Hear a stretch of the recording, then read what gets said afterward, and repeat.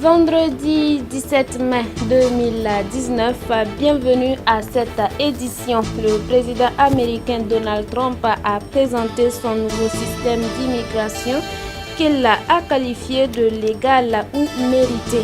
Les demandeurs d'asile devraient désormais regorger de compétences et parler ou apprendre à parler l'anglais avant d'intégrer les États-Unis. Une fois de plus, bonsoir, merci de vous informer sur la télévision de la famille. L'Union nationale des producteurs sémenciers du Burkina Faso tient depuis hier jeudi et ce jusqu'à demain samedi à Ouagadougou sa première promotion des semences améliorées. La cérémonie d'ouverture patronnée par le président de l'Assemblée nationale a eu lieu ce matin à la Maison du Peuple. Le reportage est signé Moïse Kinda.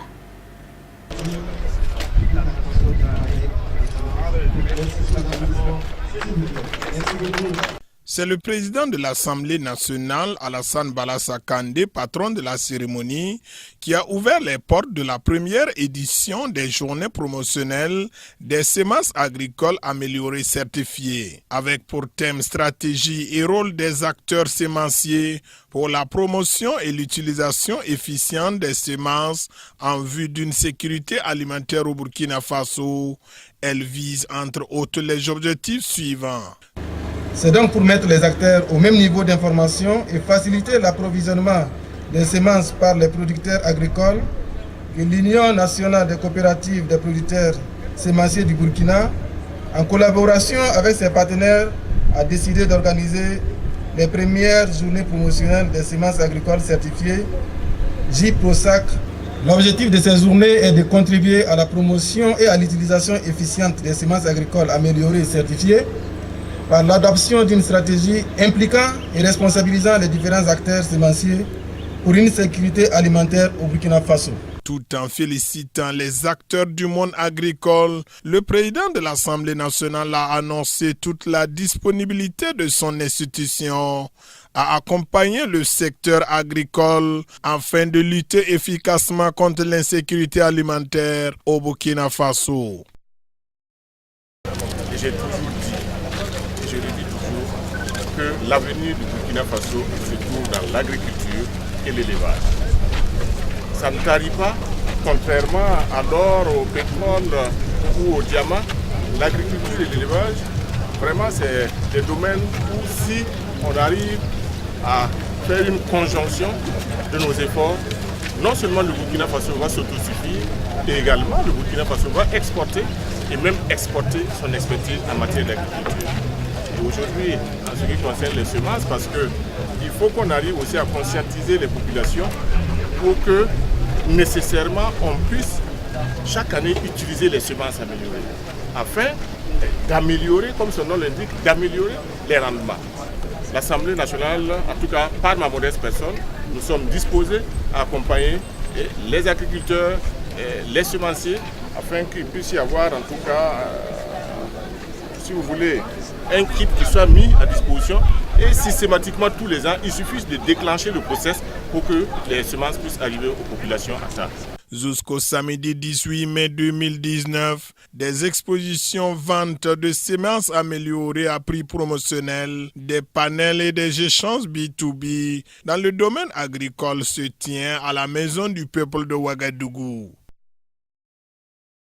Voilà, c'est la cérémonie d'ouverture officielle de la première journée promotionnelle des producteurs sémenciers.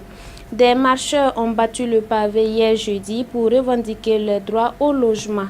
À travers la coalition des associations de la défense pour le droit au logement, les marcheurs lancent leur cri de cœur au gouvernement de Christophe Joseph Marie Dabiré. Jonas Tondé et Odette Zouangina pour le reportage. De la Bourse du Travail à la primature, en passant par le rond-point des Nations Unies, la coalition des associations de défense pour le droit au logement a marché malgré la faible mobilisation de ses partisans pour remettre les plateformes revendicatives au chef du gouvernement Christophe Joseph Marie Dabiré. Arrivé à la primature aux environs de 9h50, sans surprise, le Premier ministre était absent puisque ce dernier devait livrer à 10h son son discours devant la représentation nationale sur l'état du pays. Et c'est le secrétaire général du ministère de l'Urbanisme et de l'Habitat, Stanislas Gungunga, qui reçoit la dite plateforme qui promet rendre compte acquis des droits. En croire la coalition, leurs revendications ont essentiellement attrait au problème de lotissement. Nous revendiquons premièrement qu'il y ait un apurement pour le contentieux des lotissements passés, et notamment ceux qui ont été commis sous l'égide du maire Simon Compaoré pendant 17 ans. Et le deuxième point, c'est que nous demandons des audits sérieux associant les structures de lutte pour la transparence dans les opérations de lotissement. Le troisième point, nous demandons à ce qu'on mette fin à l'action des sociétés immobilières, parce que pour nous, ces sociétés immobilières compromettent les chances des populations d'avoir accès au logement décent. L'autre point, c'est la relecture de la RAF, qui pour nous est antipopulaire et comporte des dispositions antisociales qui ne sont pas favorables donc à l'accès des populations pauvres, des couches fondamentales au logement décent. L'autre point, il faut le dire, c'est la réglementation et la réduction des prix des loyers des maisons locatives. Mais aussi, comme autre point, il faut souligner la réglementation, donc la baisse du prix des matériaux de construction. Et nous demandons également à l'État de construire des logements sociaux décents au profit des populations et des couches fondamentales. Pamanébié et ses camarades démentent les propos du ministre de l'Habitat et de l'Urbanisme tenu lors de la conférence de presse du 7 mai stipulant toute cessation de lotissement. Toujours selon les dits, le ministre Bonané et son collègue de l'administration territoriale et de la décentralisation auraient autorisé au 31 décembre 2018 des opérations de lotissement dans toutes les communes rurales et environnantes de la ville de Ouagadougou. Encore sur les routes, et le constat est fait depuis un certain temps, des véhicules poids lourds communément appelés camions ont endeuillé plusieurs familles. Au vu de la situation, le conseil municipal accompagné des acteurs du secteur des transports ont réfléchi hier jeudi sur la question. C'est un reportage de Moïse Kinda. C'est le 7 mai dernier que le conseil municipal de Ouagadougou a signé l'arrêté sur la circulation des véhicules poids lourds dans la commune de Ouagadougou. Environ 10 jours après, les acteurs se sont retrouvés afin de parler la même voix sur cet arrêté. La nouvelle arrêté n'est pas une surprise pour nous, car nous avons attiré l'attention de la municipalité pratiquement depuis 2008 à la relecture du rabot. Donc, chose qui a été faite. Et nous marquons notre adhésion dans la forme de la réglementation de la circulation dans la ville de Ouagadougou. Mais dans le fond, donc ça sera des discussions techniques que nous allons essayer de travailler avec la mairie pour qu'il y ait une vitalité dans la ville de Ouagadougou. Vous savez, si on arrête tout du coup, ce n'est pas du tout facile. Donc pour la forme, nous n'avons pas d'objection, mais dans le fond, c'est comme ce que M. le maire vient de le dire, nous allons travailler ensemble pour que ça soit une réussite. L'arrêté autorise la circulation que de 22h à 5h du matin. Pour le maire central de la commune de Ouagadougou, il faut agir rapidement afin que les tragédies que la ville a connues ne se reproduisent plus, et cela ne pourra se faire qu'avec le concours et la bonne volonté de tous. Vous savez, on a tous été déchirés par ce drame-là, où nos enfants qui partaient à l'école ont été fauchés par des camions. Cela nous a beaucoup peiné et cela nous interpelle. C'est pourquoi notre pensée va d'abord aux familles éplorées, à leurs camarades. Et je pense que les mesures qui sont en train d'être prises maintenant, c'est pour faire en sorte que de tels drames ne se produisent plus jamais. Et que nous puissions donner une ville sereine à la circulation de nos enfants. Mais ce n'est pas simplement par un arrêté qu'on peut arriver à cela. Il faut que chacun d'entre nous y mette du sien. C'est un devoir impératif pour l'autorité de protéger les usagers sur les routes. Tout le monde est concerné et alors il invite au soutien de tous pour la mise en application de cet arrêté. L'actualité est hors de chez nous. Au Bénin, les 83 députés ont été installés hier jeudi sous haute sécurité. Une législation de tous les défis qui vient d'être mise en place à l'issue d'un scrutin très controversé. Session inaugurale de l'Assemblée nationale au Bénin. Les 83 députés issus des législatives du 28 avril ont été installés jeudi. Une installation sous haute tension sécuritaire. Des hommes en armes ayant été déployés autour du siège du Parlement. Il fallait montrer patte blanche pour y accéder. Pas de quoi ébranler cependant le moral des élus. Sentiment de sérénité, de tranquillité, de joie et disons d'espérance, parce que cette législature est la législature de tous les défis. Les 83 élus de l'Assemblée nationale béninoise sont tous issus de l'un des deux partis proches du président Patrice Talon, l'opposition ayant été exclue du scrutin d'avril, mais du côté de la majorité, on dédramatise. L'Assemblée nationale, c'est le grand creuset où toutes les tendances doivent représenter. Qu'est-ce qu'il dit que pendant ce temps-là, nous n'allons pas voir au sein donc de l'hémicycle l'opposition. Ce n'est pas exclu. Une déclaration aux antipodes des violences post-électorales qui ont opposé les forces de l'ordre aux partisans de l'ancien président Boni Yayi. Des heurts qui se sont soldés par la mort d'au moins 4 personnes à Cotonou. Un fait de société dans cette édition, dans le nord de la Tunisie, des femmes maintiennent vivement une ancienne pratique, la création de poterie avec des matériaux entièrement naturels. Le seau et la pelle à la main, elles s'activent jour et nuit. Dans le nord de la Tunisie, Sabia Ayari de Sedjenan fait partie des femmes qui maintiennent vivante une ancienne tradition de création de poterie avec des matériaux entièrement naturels, le seau et la pelle à la main. Comme du temps de la préhistoire, elle façonnera l'argile grise pour en faire des pots, plats et poupées grâce à des techniques transmises de mère en fille et des matériaux récoltés dans les vallons environnants. J'ai appris à faire de la poterie quand j'avais 12 ans. J'ai commencé comme bergère. C'est alors que je me suis passionnée pour ce métier. J'ai pu nourrir ma famille et je ne demande jamais d'aide à personne. Les potières de Sedjenan en Tunisie, dont le savoir-faire a rejoint fin 2018 la liste UNESCO du patrimoine culturel immatériel de l'humanité, sont connues pour leurs œuvres de terre claire aux couleurs irrégulières parfois ornées de motifs rouges et noirs. C'est une grande fierté. D'une part, parce qu'être sur la liste du patrimoine immatériel de l'UNESCO, c'est une consécration pour n'importe quel pays. Et en plus, pour un art aussi ancestral qui a failli disparaître, c'est un renouveau. Et ça, pour nous, c'est, en tant que Tunisiens, hyper important parce qu'on commence enfin à réaliser à quel point nous produisons des choses de valeur qui ont maintenant un peu de reconnaissance. Pour décorer les pots, les femmes cueillent et pilent les feuilles de lentisque jusqu'à obtenir un liquide appliqué au bâton après une première cuisson. Les dessins verdâtres deviendront noirs au contact de la chaleur. Ces objets-là possèdent donc cette seconde fonction qui est la beauté du décor.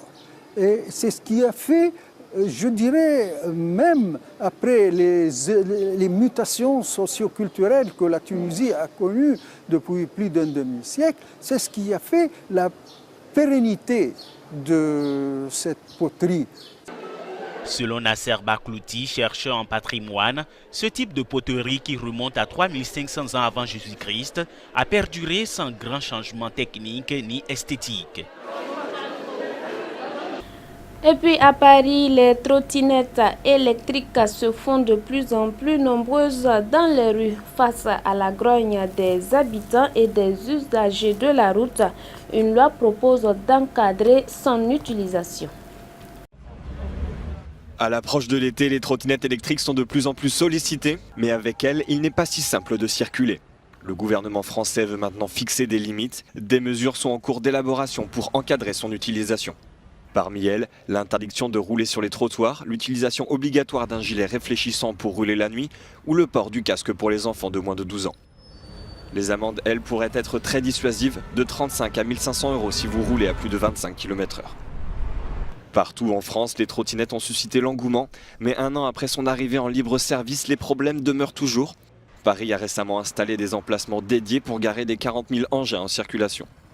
D'autres personnes s'inquiètent de leur sécurité. Rien qu'en 2017, 284 personnes ont été blessées et 5 autres tuées dans des accidents. Il n'y a pas que la capitale française qui est en proie aux trottinettes. La ville de Lyon accueille depuis longtemps les transports en libre service. Ils ont été les premiers à installer un système de vélos partagés. Et l'arrivée des trottinettes a été très populaire. Mais la ville est avide de règles nationales. La trottinette est un engin non identifié dans le code de la route, donc il conviendrait, et la ministre des Transports en a parlé, il conviendra rapidement de faire en sorte que ce vide juridique soit comblé, de manière à ce que les autorités locales, comme les municipalités, puissent, de manière un peu harmonieuse, faire en sorte que ces engins soient utiles aux Lyonnais, mais en même temps soient respectueux de l'ensemble de ceux qui marchent à pied, qui sont en vélo ou qui vaquent à leurs occupations. Respectant les règles. Jean-Yves Sécheresse a négocié avec les opérateurs de trottinettes en libre service pour mettre en place des restrictions spécifiques à Lyon. Il espère que les nouvelles règles permettront aux villes de poursuivre ces discussions. Nous essaierons aussi d'aller plus loin. Nous essaierons de faire en sorte qu'on puisse jouer sur la vitesse et nous commençons à obtenir des résultats aujourd'hui avec un opérateur américain puisque cet opérateur peut varier la vitesse des trottinettes grâce à la géolocalisation. Les opérateurs de trottinettes accueillent favorablement cette nouvelle loi en France. Bon nombre d'entre eux encouragent une conduite prudente, mais aucun ne s'assure que les règles soient respectées. Antoine Blouy représente Lime, le plus grand opérateur en France. Il confirme que l'entreprise attend avec impatience la nouvelle loi après des mois de discussions avec le gouvernement français. Nous attendons avec impatience la loi d'orientation des mobilités, la LOM, qui devrait arriver cet été et qui devrait mettre dans la loi notamment, inscrire les trottinettes électriques dans le code de la route et leur donner des règles de circulation. Aujourd'hui, on est les premiers à en souffrir et on travaille pour cette loi justement au maximum, puisque effectivement l'usage des trottinettes doit se faire en dehors des trottoirs quand c'est à une vitesse supérieure à celle du pas, et donc on attend effectivement cette loi pour permettre de sanctionner les usages, on va dire, déviants, à savoir des trottinettes sur des trottoirs.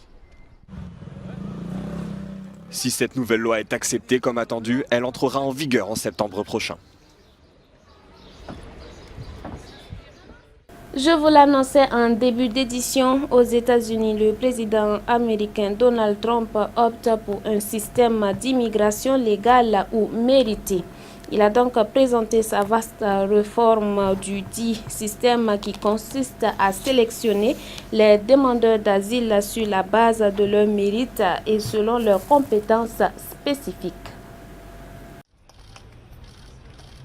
Des activistes ont manifesté sur la colline du Capitole pour exhorter les élus américains à ne pas abandonner les demandeurs d'asile. Ils affirment que l'adoption de la nouvelle réforme de l'immigration du président américain Donald Trump détruirait l'espoir des personnes fuyant des situations catastrophiques. Nous ne pouvons pas tourner le dos aux demandeurs d'asile en ce moment. C'est assez dévastateur d'entendre la façon dont Trump parle de personnes qui ne font que rechercher une nouvelle vie, qui veulent repartir de zéro et fuient des situations dévastatrices. J'ai été l'une d'elles et je suis très reconnaissante d'avoir eu l'opportunité de venir dans un pays comme les États-Unis.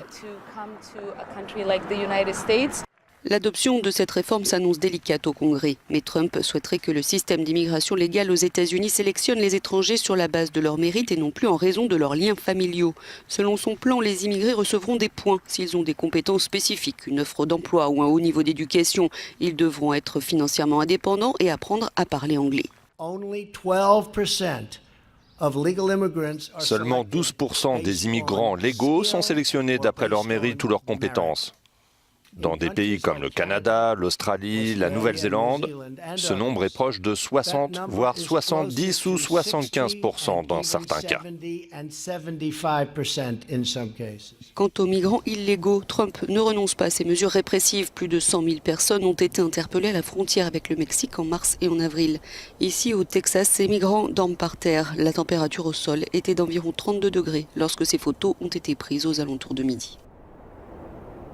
C'est la fin de la semaine et comme tous les vendredis, nous méditons sur la parole de Dieu. Sachons une chose, Dieu créa toutes choses par sa parole et il ne fera rien dans nos vies sans elle. Vous avez besoin de guérison.